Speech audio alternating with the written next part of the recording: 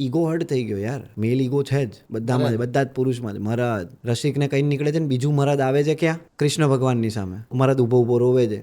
Again ઇમ્પ્રોવાઇઝડ, કેમ કે હું સ્ક્રિપ્ટ સાથે લાલા સાથે એટલો ટ્રાય કર્યો છે રહેવાનો સિચ્યુએશન સાથે. એ ઘરમાં મારા શોર્ટ ના હોય ને, મતલબ કેમેરા સેટઅપ થાય ને તો હું એક ખૂણો પકડીને બેસી રહું. 100% અમે ખુદ વાત જાણેલી છે. બેસી રહું શાંતિથી. લાલો એ જ બીડી પીવે છે. કોસ્ટ્યુમમાં. હા, હું 4-5 દિવસ પહેલા જ કોસ્ટ્યુમ ચડાવી લીધા હતા, કેમ કે પેલું એજિંગ કરવું પડે. મેં કહું લાવો ને પહેરી નવા સીવડાવેલા આવ્યા હતા. અને બ્યુટીફુલ વસ્તુ એ છે કે આ બધી જ કોસ્ટ્યુમ એસેસરીઝ તમે જોશો એ જાતે જ લીધેલી કે આ તો તમે પાકીટ શું કામ હીરો. તમે જ શું કામ લીધું? હા, હીરો. અમે ખરીદવા ગયા હતા. મેં કહું વોલેટ હશે, આ હશે, એના ઉપર લખ્યું હતું હીરો.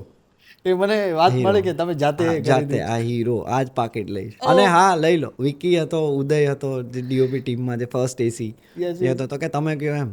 રેડ સેન્ડલ અંકિતનો કોલ હતો કે રેડ સેન્ડલ અંકિત. એટલે 2-3 ઓપ્શન હતા, પણ મેં કહું આ જ બેલ્ટ તમારો રેડ હતો. હા, બેલ્ટ. પછી જે બનિયાન છે એ અંકિતનો કોલ હતો કે એક રેડ પટ્ટીવાળી બનિયાન જોઈએ છે, એક બ્લેક જોઈએ છે.